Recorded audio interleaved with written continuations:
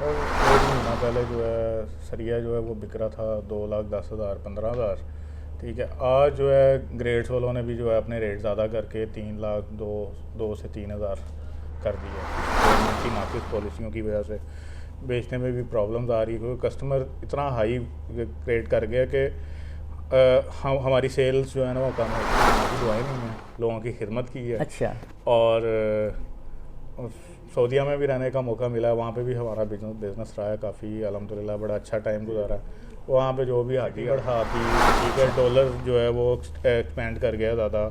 फिर इंपोर्ट जो है रोकी गई है, उसकी वजह से भी स्क्रैप की शॉर्टेज है। ये मामला तो है कि आगे हमारी लेबर्स जो हैं वो बिल्कुल, अगर कुछ रॉ मटेरियल या कुछ होगा हमारे पास तो हम काम करेंगे ना, और हमारी लेबर्स भी काम करेंगी और हम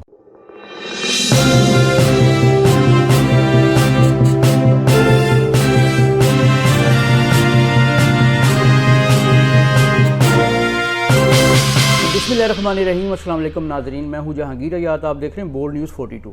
नाजरीन, इस वक्त हमारे साथ मौजूद हैं मोहम्मद तैयब मलिक साहब, जो कि all Pakistan steel mills and traders association के प्रेसिडेंट हैं और बहुत ही मारूफ बिजनेसमैन हैं। नाजरीन, इस वक्त सरिया जो है वो आसमान से उसकी कीमतें बात कर रही हैं, और ये स्टील और सरिया एक इतनी अहम और इम्पॉर्टेंट धात है कि अगर ये हमारी पहुंच से दूर हो जाए तो हमारे घर की छतें हमारे सर पे ना हो और हम झुग्गियों में रह रहे हों।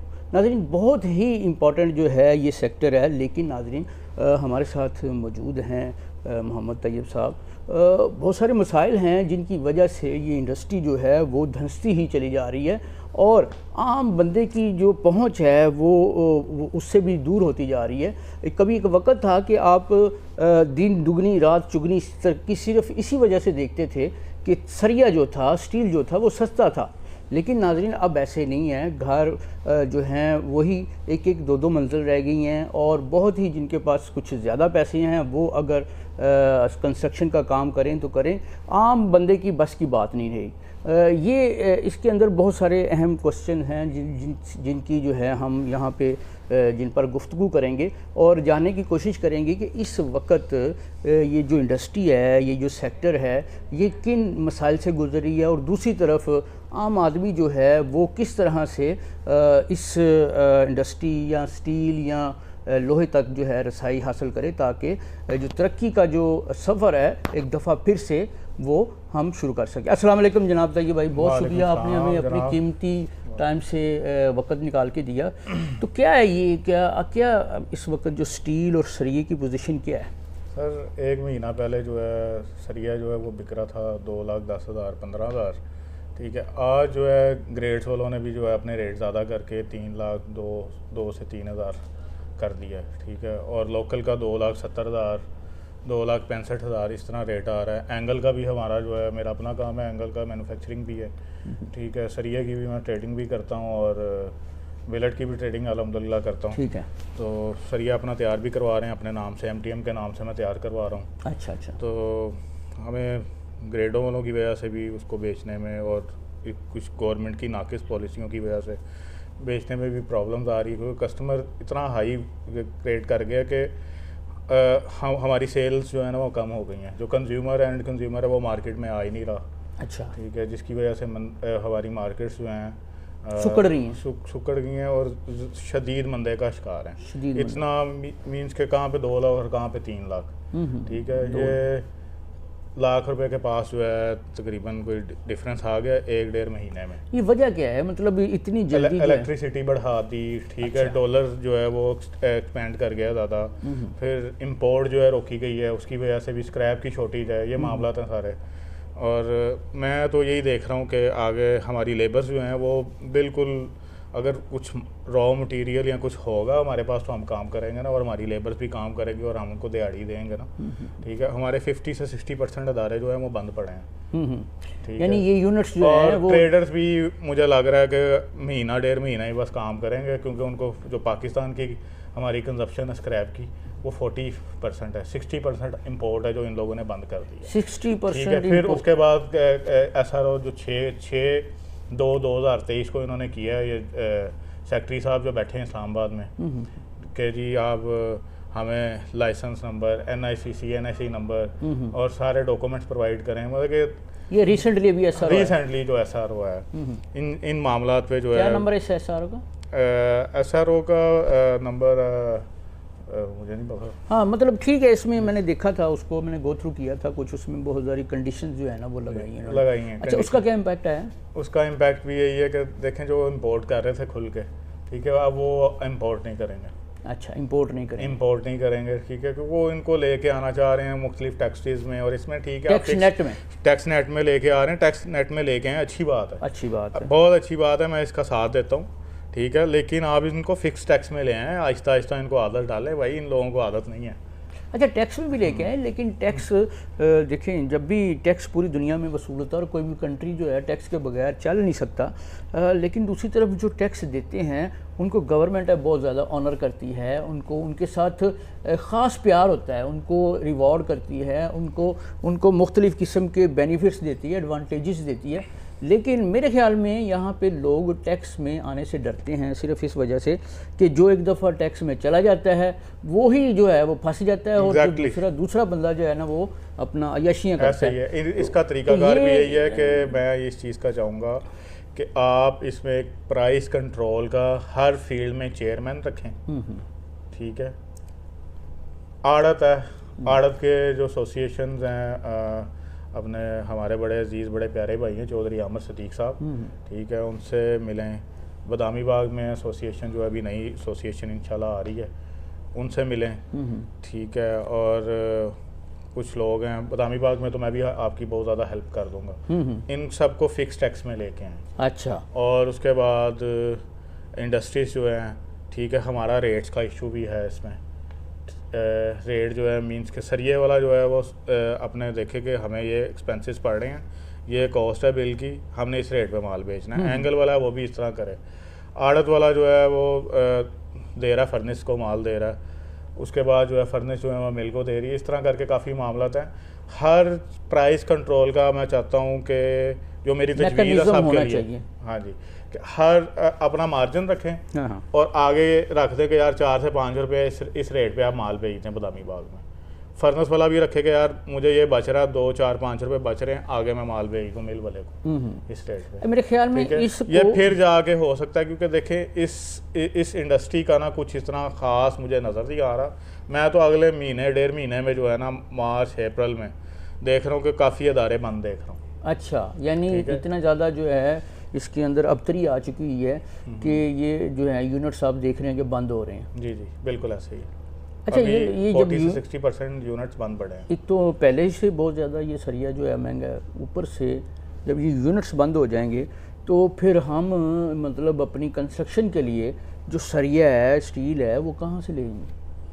तो कहाँ से लेंगे? पर जो जिनके पास स्टॉक पड़ा होगा वो बेचेंगे, फिर ये उसकी कीमतें और बढ़ जाएंगी और तरक्की का सफ़र जो है रुक जाएगा। मतलब फिर एक दफ़ा जो है ना हम उसी जो है अबतर सूरत हाल में से 2-4 हो जाएंगे।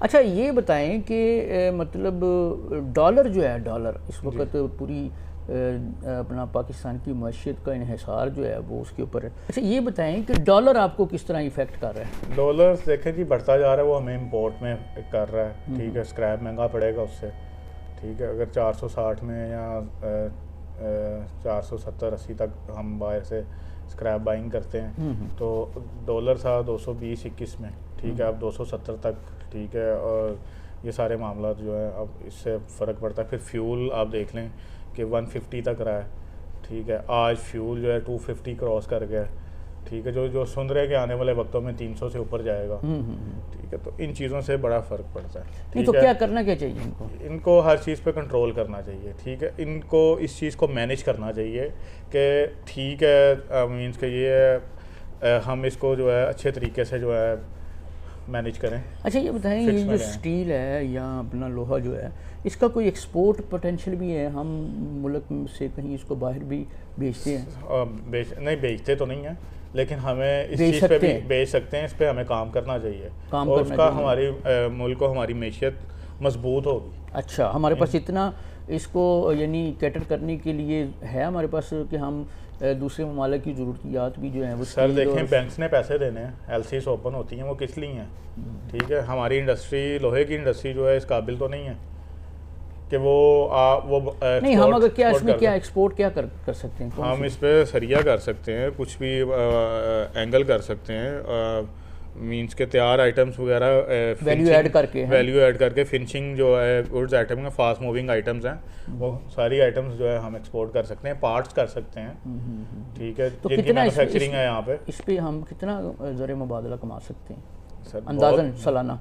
बहुत अच्छा कमा सकते हैं, ये बिलियंस में आएगा। बिलियंस बिलियंस में हमारे आ पास सकता है। रिजर्व्स हैं ऐसे जहाँ से हम इसको ये पाकिस्तानी है, ये गुजरांवाला को तो मिनी जापान कहा जाता है। वहाँ पे ऐसे ऐसे टैलेंटेड लोग बैठे हैं जिनको हम जानते भी हैं, उनको गवर्नमेंट मौका दे, फैसिलिटीज़ दें और सारा कुछ करें, फिर देखें आपका मुल्क कैसे तरक्की करता है। सिर्फ एक सेक्टर अगर इसी के ऊपर ध्यान दिया बिल्कुल दिया जाए तो मैं तो ये समझता हूँ।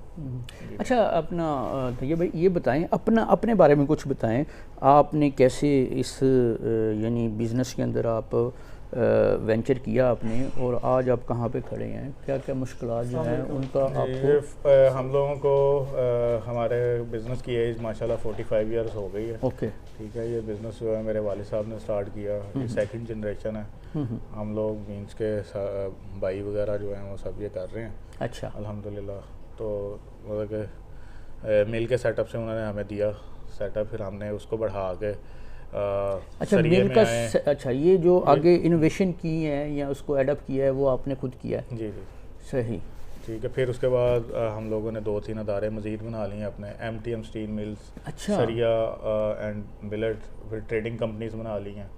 ठीक है, फिर लॉ फर्म्स हैं हम लोगों की अल्हम्दुलिल्लाह। लॉ फर्म जिसमें हाँ, टैक्स वगैरह के लोगों के मामला जो हैं वो सॉल्ट आउट वो करवाते कौन हैं। करते हैं? वो मेरे छोटे भाई हैं जी, मलिक उमर महमूद साहब। अच्छा अच्छा अच्छा। वो करते हैं। तो ये मतलब इसमें क्या अपन को क्या हर्डल्स और क्या मसाइब जो हैं आपको उनका सामना करना पड़ा? इतनी मतलब आपने लैंडमार्क किस्म की जो तरक्की की है, कामयाबियाँ हासिल की हैं। जी जी, क्या करना पड़ा, बस ये माँ की दुआएं नहीं हैं, लोगों की खिदमत की है। अच्छा। और सऊदीया में भी रहने का मौका मिला, वहाँ पे भी हमारा बिजनेस रहा है काफ़ी अल्हम्दुलिल्लाह, बड़ा अच्छा टाइम गुजारा। वहाँ पे जो भी हाजी आते थे उनकी खिदमत करते थे, दुआएं लेते थे, और यही वजह कि अल्लाह ताला ने मुझे आज तक कभी गिरने नहीं दिया। अच्छा, अल्हम्दुलिल्लाह, और मैं मजबूत हूँ, और मैं अपने अल्लाह का शुक्र अदा करता हूँ इस चीज़ पे कि मीन्स कि अगर मैं यूँ आता हूँ तो फिर अल्लाह ताला फर्स्ट टाइम यहाँ पे हो तो फिर अल्लाह ताला मुझे यहाँ पे ऊपर ले दस्तरखान आपका वसी है? अल्हम्दुलिल्लाह, दस्तरखान भी मेरा वसी है। ठीक जिसकी है, वजह से- हाँ जी। और मस्जिद नबी में भी रह के दस्तरखान हमने वसी रखा है। हर साल रमज़ान में भी हमारे मामला वहाँ पे अच्छा, चलते ये हैं। कुछ प्रोडक्ट्स बताएं आपकी जो ख़ास प्रोडक्ट्स हों और बहुत ज़्यादा वो मतलब जो है ना उनकी लिक्विडेशन हो, सेलिंग होती हो, बहुत मशहूर कोई किसी?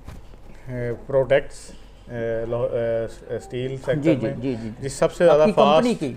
फास्ट मूविंग आइटम जो है ना सबसे ज़्यादा वो सरिया सही है। सरिया, और जो फास्ट पेमेंट पे है ना, फास्ट पेमेंट जो है वो है बिलेट।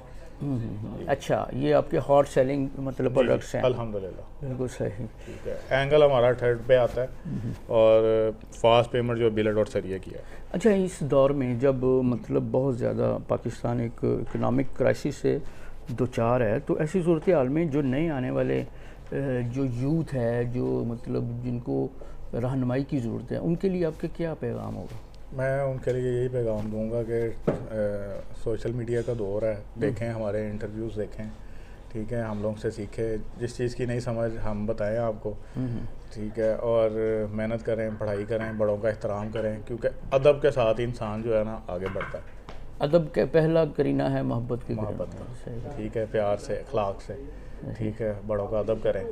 कोई ऐसी एक चीज़ बताएं आप जो आपको गवर्नमेंट आपके सेक्टर को यानी आपको सपोर्ट कर दे उसमें, या आपको कोई ऐसी सपोर्ट दे दे तो आप पाकिस्तान के लिए बहुत बड़ा जो है कारनामा से। सबसे पहले जी इंडस्ट्री को हमारे इलेक्ट्रिसिटी और टैक्सेस जो, ठीक है, अभी बिला वजह के टैक्सेस बिला हैं। वजह के जो टैक्सेस हैं, फ्यूल एडजस्टमेंट्स हैं, ठीक है, ये मामला जो हैं इन पे गवर्नमेंट अगर करे, फिर सरकारी अदारे जितने भी हैं जो इन्वायरमेंट्स हैं जो फजूल में तंग कर रहे हैं, और का ईज़ ऑफ डूइंग बिजनेस होनी चाहिए, मतलब बिजनेस करने का एक जो एनवायरनमेंट है उसको अच्छा कर दिया जाए। जी। तो और दूसरा, अगर इन्वायरमेंट को भी करना चाहते हो तो आप भाई गैस प्रोवाइड करें, गैस बहुत है, क्यों नहीं आप ईरान से ले रहे? ईरान ने तो लाइन बिछा दी है यहाँ तक, क्यों नहीं कर रहे? क्या वजह, क्या रीज़न है? अपने मफाद हैं, वो दूर करें मफाद गवर्नमेंट। बहुत शुक्रिया। ये कोयला और कार्बन लोग इस्तेमाल कर रहे हैं, लकड़ी कर रहे हैं इस्तेमाल, ठीक है, आपका एटमॉस्फेयर इन्वायरमेंट बेहतरीन हो जाएगा। बहुत शुक्रिया तैयब भैया, आपने हमें थैंक यू। कीमती वक्त में से ये जो आपने टाइम दिया। जी नाजरीन, ये सूरत हाल है कि दूसरे सेक्टर्स की तरह इस वक्त जो हमारा बहुत बड़ा सेक्टर स्टील का है वो भी बहुत ज़्यादा मसाइब का सामना कर रहा है। और यहाँ पे हमारे साथ प्रेसिडेंट साहब मौजूद थे आल पाकिस्तान स्टील मिल्स एसोसिएशन और ट्रेडर्स के, उनसे गुफ्तगू की। उम्मीद है कि आपको हमारी ये गुफ्तगू पसंद आई होगी। मैं आपका होस्ट जहांगीर हयात इसी के साथ आपसे इजाज़त चाहूँगा। अल्लाह निगहबान।